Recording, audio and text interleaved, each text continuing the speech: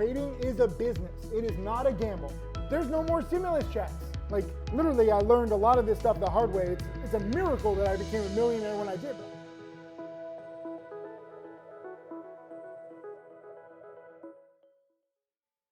We're starting this $12,000 challenge with TradeZero. You open your account. You're starting with $12,000. Yeah.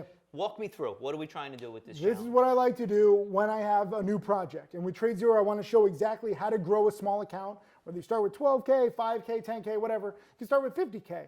But I chose this. This is what I started with 20 plus years ago. I'm under the PDT rule, so I'm limited with the number of trades, 3-day trades per week, plus an overnight trade every night. So I can do 8 trades pretty much per week, which is more than enough, I think, in the beginning. I want to show, look, here's how you make 100. Here's how you make 200. Here's how you lose 50. If you win more than you lose, and you win more often than you lose, your account steadily grows. And I want to show that trade by trade. Whether I have a win, whether I have a loss, there'll be video lessons, and it just breaks the whole process down. And having a small account is better than a big account because people get distracted by money, right? Like some people are like, oh, you made $5,000 in a trade, that's a good trade. Not necessarily. You might have used leverage. You might have been too undisciplined. This is not Vegas. You don't have to partake in these 50-50 games or 45-55 games. Like a lot of casinos have made a lot of money in Vegas off people who think that the odds and stats don't apply to them. You might get lucky for a little bit, but not in the long run, unless you're like counting cards. That's not and having the limitation of the 3 trades per week obviously is going to force you to make sure that when you're putting a trade on, you're not just doing it. That you only have 3 for the week, so you want to make sure that you're putting on the best of what you're seeing. You want to be meticulous in trading. Trading is a business. It is not a gamble. I know most people think that it's a gamble, especially with 2020 and 2021. All the most irresponsible, dumbest people I know have gotten so rich. That's not going to last, okay? It's eventually going to catch up to them. They're planting the seeds of their own destruction. Conservative, meticulous traders don't make the most initially, but they do the best. They'll be around. They'll be around. It's the tortoise versus the hare, okay? And that's the way that I like to teach people with penny stocks, with whatever asset class. So when all these, promoters and gamblers are like making big or losing big, it doesn't have to be stressful. And I think that you can attract a lot of conservative, intelligent people. Like I have a lot of students, but a lot of students who are not necessarily going to be the best in the future because they're gamblers. They want the action. If you want action, close this video. Get off this. Go see a therapist. It's cheaper than trading. Seriously. Like there's a lot of especially short sellers, like these lepers who live in caves with laptops and they're short selling and they have these nasty skin diseases and they can't come out because of their grotesque figure and their terrible personality. But if you want to be a meticulous trader who's conservative, stacking small gains, you can do amazing things in this market, amazing things with TradeZero. Like this is the time. We're talking about this off camera. It's like this is the time where technology, transparency, education have all combined to offer opportunity. With super attention on the markets and what it is we're doing. All right. First of all, how great is this interview? It's really nice and refreshing to talk to somebody honest, somebody who actually wants to do business together. I have been looking for a broker to work with that actually cares about their customers. TradeZero is that broker. If you click the link below, we created a website called Sykes0.com. Check it out. We have some cool goodies for you, and there's going to be more amazing things coming up in 2022. Click the link. Thank you, TradeZero. Thank you, everybody. Let's do this!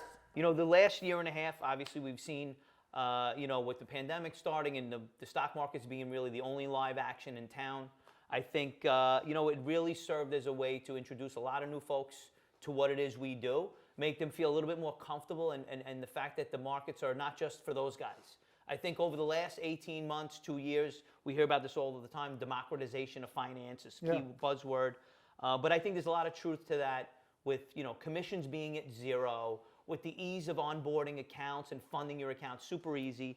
So I think it served as a way to expose a lot of new people to the markets. But what it is they do and how they learn, it's obviously it's incumbent upon folks like us to make sure that these people aren't just being thrown into the fire. No, I mean, it's easier to trade than ever and it's cheaper, but that doesn't mean you're going to be profitable if you don't treat it the right way, if you have the wrong perspective. So for me, I'm always trying to teach people what I learned the hard way over 20 plus years. I had no mentor, okay? Like literally I learned a lot of this stuff the hard way. It's a miracle that I became a millionaire when I did, but I was in the right place at the right time. And again, even though I lost the last 8 months of the year 2000, I lost a very small amount. because I wanted to keep the 700,000 that I had made. Right. You know, that was a lot of money for me. Yeah, so for sure. if you have gains, lock it in. I ignore these promoters who just say like, keep it unrealized, it'll always come back. Sometimes it won't always come back. You can't, Yes. you can't just think like that. In 2020 and 2021, again, a lot of people have learned a lot of irresponsible rules because of the stimulus check funded volatility. There's no more stimulus checks. And a lot of the people who have had stimulus check success, you can't always guarantee that in the future. Right. So and bank on that happening again. Right? Yeah. You just don't know. Well, you just have to be extra careful. So I'd rather like lock in safe profits rather than, you know, bigger potential profits, but more dangerous. Right. Okay, you have to look at the odds. Like most traders lose, not all the time, not every day, but in the long run, because they don't lock it in, they don't think about position size, they don't adapt to changing markets. These are the things. Or they get undisciplined. Well, you know? they never have discipline in the first place. They Right. make it like True. easy come, easy go. True. But like, even if you made a lot in the wrong way gambling, you can always get disciplined. You can always sell half. Like some people say, like, you know, should I just hold into everything with the gains? Like, I don't know what's going to happen. I always like to sell half just lock in it case. in, yeah, for sure. Lock And it playing in. with house money is always a better But way you to can, play. you literally can lock it in, and then if it comes down, you buy it back lower, win-win. Now you've locked it in, and you've lowered your average cost. What's better than that? Yeah. I think, you know, selling half or selling a third, you could break your position into whatever. But like, you don't just have to go in and out. Trading is not just one entry and one exit. And people need to start to realize that. That's the beauty of trading. That's why I think trading should be bigger than Vegas. Trading should be bigger than a casino. You can't do that. You can't like in the middle of the wheel, right? You can't be like, stop, let me take off half the money. Yeah. Like, Exactly. what? You're right.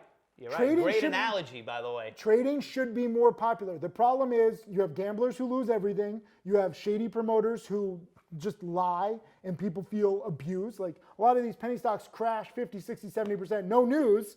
And people are like, what's going on? What happened? And the promoters are like, oh, yeah, it's the short sellers. When it's the promoters. Exactly. The promoters have already liquidated Getting their out of their stuff. stock, yes. So you just have to be careful, but then the opportunities come to you over time the more that you see your patterns and you fine tune.